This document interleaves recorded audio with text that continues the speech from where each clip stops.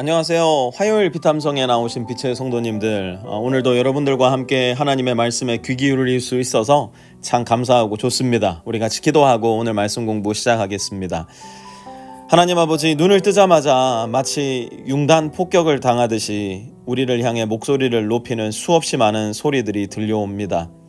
이걸 보고 더 불안해지라고, 그걸 듣고 더 질투하라고, 거길 가서 더 가지라고, 더 욕망하고, 더 욕심내고 더 소유하라고. 하지만 하나님은 내게로 와서 나의 말을 듣고 안심하라고, 걱정하지 말라고, 염려하지 말고 나만 믿으라고 말씀해 주십니다. 오늘 우리를 안아주시고 책임져 주시고 지켜주시는 하나님을 뵐 수 있도록 도와주십시오.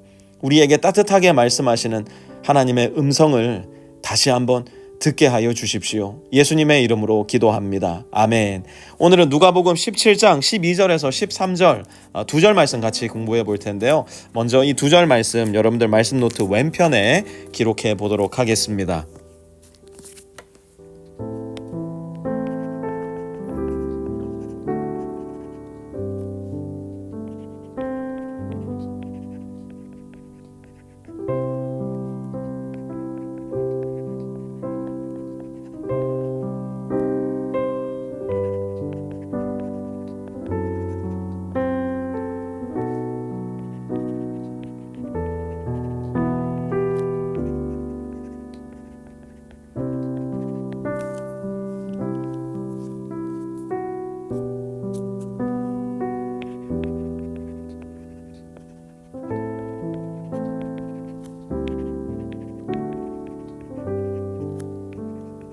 죄송합니다. 14절까지입니다. 14절까지 죄송합니다. 13절까지입니다.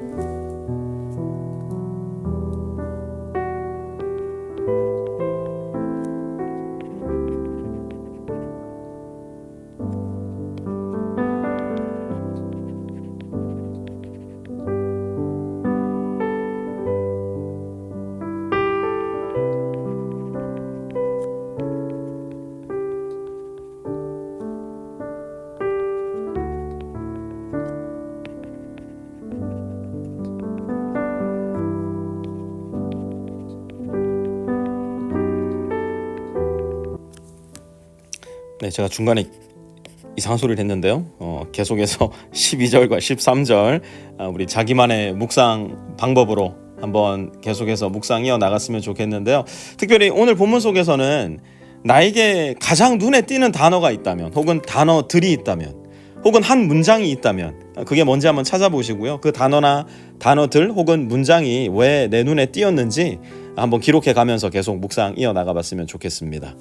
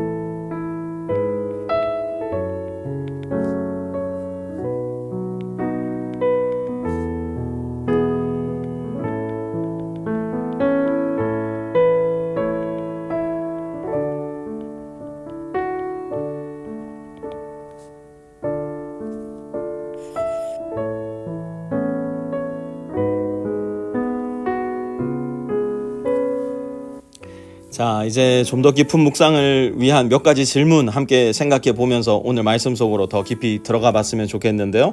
첫 번째 질문입니다. 오늘 본문에 등장하는 나병 환자들은 평소 어떤 환경에 살고 있었을까? 같이 한번 생각해 봤으면 좋겠는데요. 지금도 나병 환자들은 격리되어서 살아갑니다. 하지만 오늘날에는 그래도 병원 시설에서 의료적 보살핌을 받으면서 인간다운 대우 속에 살아갈 수 있는 것이 적어도 선진화된 국가 시스템이 보유한 긍정적 기능이라 할 수 있을 거예요. 우리나라도 미국도 이 나병 환자들을 버리거나 아니면 등한시하거나 하지 않고 안전한 장소에 격리하여서 인간다운 대우를 받을 수 있도록 해주고 있어요. 하지만 예수님 당시 나병 환자들에게는 이 인권이라는 것 자체가 존재하지 않았어요. 이들에게 제공되는 의료적 혜택 전혀 존재하지 않았고요. 더 나아가 가족들이나 친구들로부터 제공받을 수 있는 사회적 혜택, 이건 역시 거의 존재하지 않았습니다. 이들은 따로 격리되어 있을 뿐, 격리된 사람들을 위한 그 어떤 온정의 손길도 제공되지 않는 가장 열악한 사회적 계층 속에서 가장 소외된, 몸도 아픈데 마음은 더 아픈, 그래서 영혼은 더 갈급하고 목마른 사람들이 오늘 본문 속에 등장하는 나병 환자들이었습니다.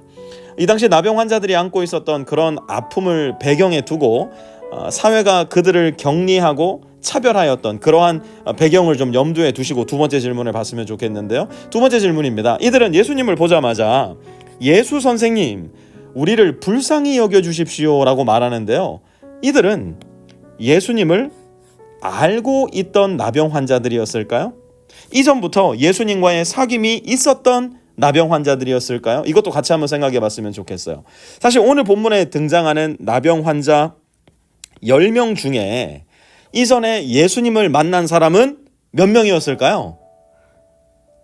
몇 명? 찍어보세요. 예. 찍어보시라니까요. 예. 네, 10명 중에 한 명도 예수님을 만나본 사람은 없었을 가능성이 거의 100%라고 볼 수 있습니다. 왜냐하면 앞서 말씀드렸듯이 나병 환자들의 사회적 활동이 철저히 금지되어 있었고요. 이들이 살아가는 공간 역시도 철저히 격리되어 있었기 때문에 이 나병 환자들이 예수님을 개인적으로 만났을 가능성은 전무하다고 보는 것이 거의 100% 옳다고 생각합니다. 그러니 이들 중에 그 누구도 예수님을 잘 알거나 예수님과 깊은 유대감을 형성하고 있었던 사람은 한 명도 없었어요.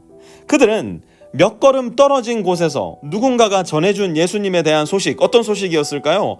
글쎄, 예수님이 눈먼 사람에게 손을 얹어주니까 이 사람의 눈이 갑자기 확 열려서 보게 되었대. 글쎄, 예수님이 귀신아 나가라 말씀하시니 군대 귀신 들린 사람이 제정신을 차렸대. 자기 근데 진짜 대박이 뭔 줄 알아? 나병 환자 한 사람이 목숨 걸고 예수님 앞에 무릎 꿇고 낫기 원합니다 했더니 예수님이 그를 만져주시고 그의 나병이 완전히 나아버렸대. 어쩌면 도저히 믿을 수 없는 말, 솔직히 제정신이라면 믿어서는 안 되는 그 말을 듣고 이 나병 환자 10명에게도 소위 믿음, faith라는 게 생겨버린 거예요. 나도 예수님을 만날 수만 있다면, 예수님이 여기 앞을 지나가시기만 한다면, 나에게 그런 날이 오기만 한다면, 그렇다면 예수님께서 나도 고쳐주실 수 있을 텐데, 이들에게 믿음이 생겼던 거예요. 그리고 마침내 그들에게도 예수님을 뵐 날이 옵니다. 그리고 그 날이 오자 그들은 서슴지 않고 외치기 시작합니다. 뭐라고요? 예수 선생님, 우리를 불쌍히 여겨주십시오. Jesus teacher, have mercy on us. 사랑하는 빛의 성도 여러분, 여러분은 예수님을 향한 믿음이 있으십니까?